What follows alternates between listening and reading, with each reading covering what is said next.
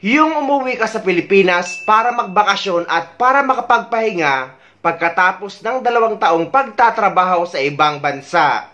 Pero sa NAIA pa lang ay stress ka na. Dahil isang kababayan natin nakakauwi lang sa Pilipinas na lumapag sa NAIA galing sa bansang Oman. Sira-sira na ang lock ng kanyang maleta at bukas na ito nang kunin niya sa baggage claim area. Ayon kay kabayan ay dumaan siya dito sa Dubai as connecting flight at 2 beses dumaan sa scanner ang kanyang maleta. Isa sa Oman at isa dito sa Dubai. Ngunit wala namang nakitang pinagbabawal or prohibited items. Pero bakit daw paglapag sa NAIA ay bukas na ang kanyang maleta at sira-sira na ang padlock nito? Nagreklamo naman siya sa taga-customs para ipaalam niya ang nangyari sa kanyang maleta. At ang sagot sa kanyang taga-customs na nag-undergo daw ito ng checking. Which is mali daw, sabi ni kabayan, dahil bakit daw bukas na kanyang maleta? Dahil nakikita naman ang mga laman nito sa x-ray machine. Ang sagot naman ng taga-customs, baka sa Dubai daw ito binuksan. Ngunit sabi ni kabayan ay marespeto at magalang ang mga tauhan sa ibang bansa or airport sa ibang bansa. Hindi sila nakikialam or nagbubukas ng maleta na hindi sa kanila. Halimbawa man daw may makitang prohibited item sa loob ng maleta, ay ipapatawag ang may-ari nito at siya mismo ang pagbubuksanin ng kanyang maleta. Kaya ang sabi ni kabayan sa kanyang caption ay mag-ingat ang mga uuwi sa Pilipinas kapag dadaan sa NAIA. Hindi naman nabanggit ni kabayan kung anong airlines ang sinakyan niya. Malita namin, galing Muscat, 3 padlock nilagay. 3. 1, 2, at 3. Dito, paglapag ng NAIA sa clean baggage, OP na yan, nakanganga na. Bakit? Hindi na yata tama to Tapos nakaganyan pa siya, no? Naglagay kami ng code. Oo, tingnan mo. Talagang tinanggal tapos nirambol nila. Wow. Ang sabi pa ni kabayan sa kanyang caption, nung panahon daw ni FRRD ay kahit mga valuables items ang laman ng kanyang maleta ay safe naman niya itong nakukuha at hindi daw nabubuksan ang kanyang maleta sa NAIA. Actually guys, nung panahon ni dating Pangulong Duterte ay nangyayari din ang mga ganito.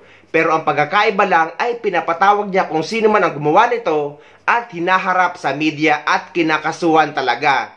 Ibig sabihin guys ay ina-actionan talaga ni FRRD dahil ito talaga ang isa sa rason kung bakit siya tumakbo bilang presidente para mawala ang nakawan sa NAIA, lalong-lalo na ang tanim bala. Yun, so I'm trying my best really to customs, wala kang problema.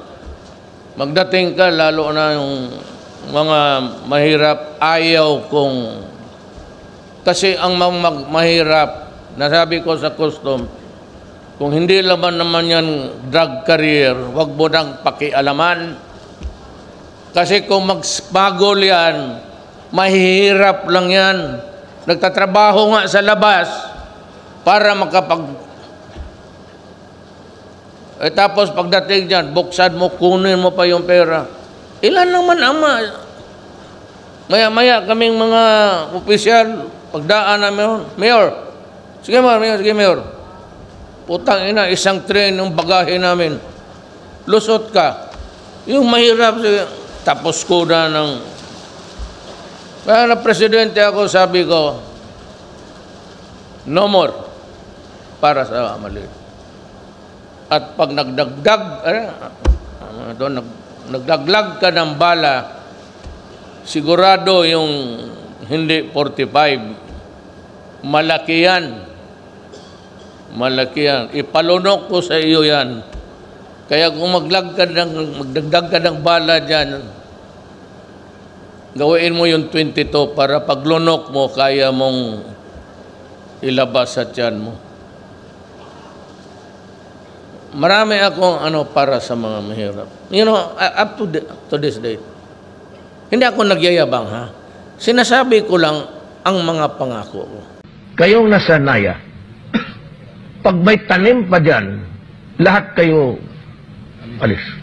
I do not care even if your chief of office or your CEO there knows or has nothing to do with it. istasyon ganon rin.